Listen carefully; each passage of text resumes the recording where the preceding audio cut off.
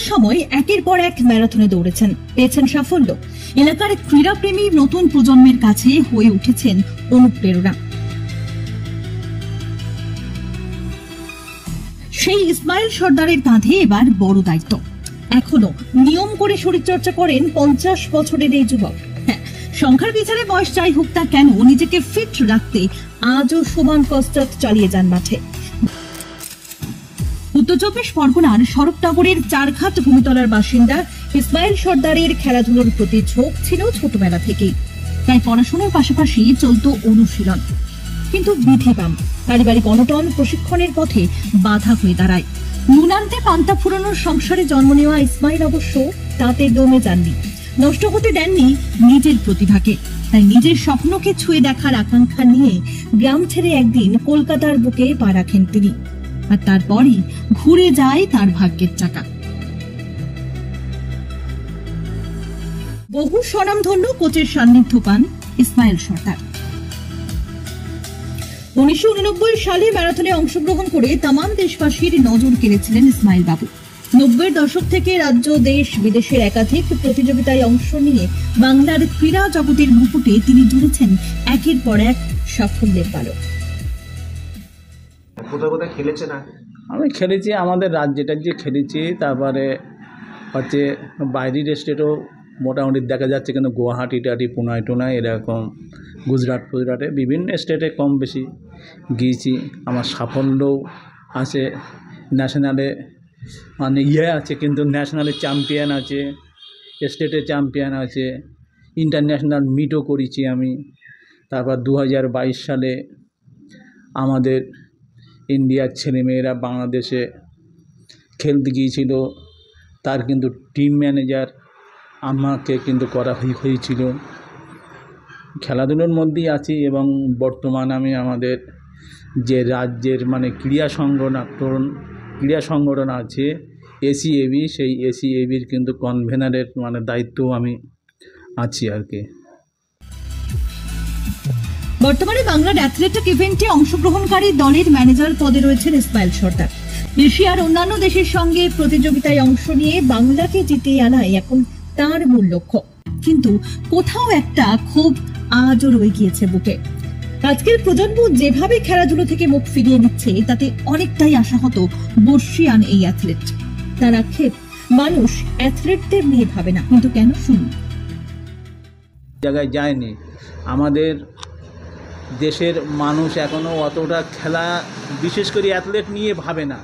অথচ ভারতবর্ষের যদি আমরা ইতিহাস দেখি, স্বাধীনতার পর থেকে এই অ্যাথলেটিক্স যেগুলো হচ্ছে ইন্ডিভিজুয়াল গেম, এতেই কিন্তু আমাদের দেশ মানে বেশি করে আন্তর্জাতিক স্তরে সাফল্য পেয়েছে, অ্যাথলেটিক্সেই কিন্তু বেশি। অথচ সেই অ্যাথলেটিক্সটাই কিন্তু অবহেলিত বেশি।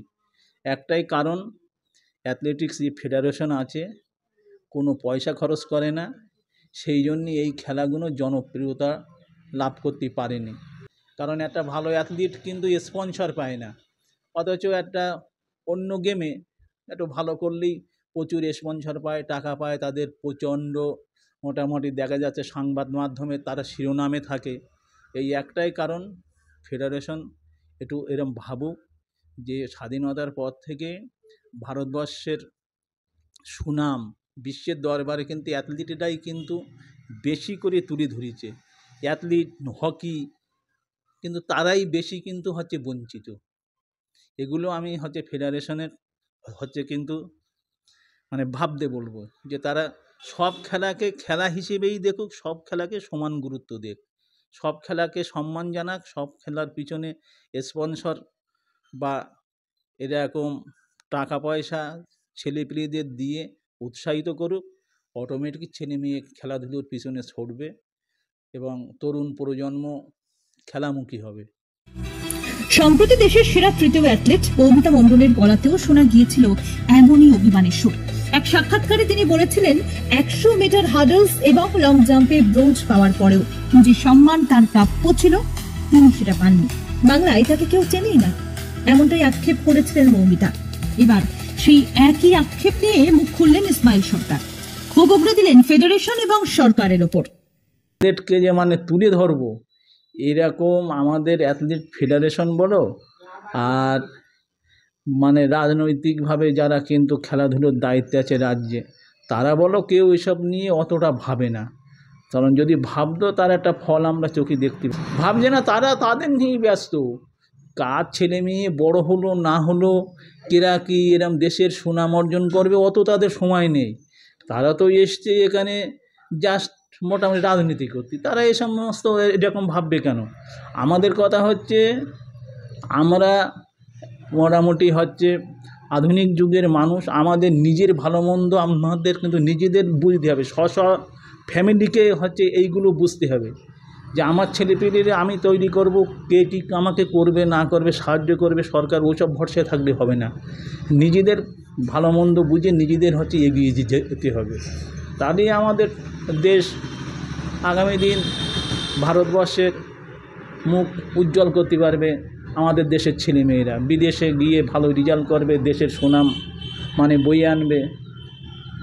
কিন্তু পরিকল্পনাটা কিন্তু লাগবে, পরিকল্পনা না করলে এই সমস্ত তো হয় না। কখনো সুযোগের অভাব, কখনো পর্যাপ্ত প্রশিক্ষণ নেই, স্পন্সর না পাওয়ার মতো সমস্যাগুলো ক্রীড়াবিদদের জীবন এবং মানসিক স্বাস্থ্যের উপর মারাত্মক প্রভাব ফেলে। এই বঞ্চনা মিটবে কবে? কবে প্রাপ্য সম্মান পাবেন অ্যাথলেটরা? প্রবীণ অ্যাথলেট ইসমাইল সর্দার যেন সেই সব পুরনো ক্ষতগুলোকেই আবারও খুলে দিলেন। আপনিও কি এই বিষয়ে একমত? উত্তর জানান কমেন্ট বক্সে। আরো এমন লেটেস্ট খবরের আপডেট পেতে সাবস্ক্রাইব করুন আমাদের ইউটিউব চ্যানেল অথবা ফলো করুন আমাদের ফেসবুক পেজ। দেখতে থাকুন নজরে কলকাতা। এখন নজরে বন্দি কলকাতা।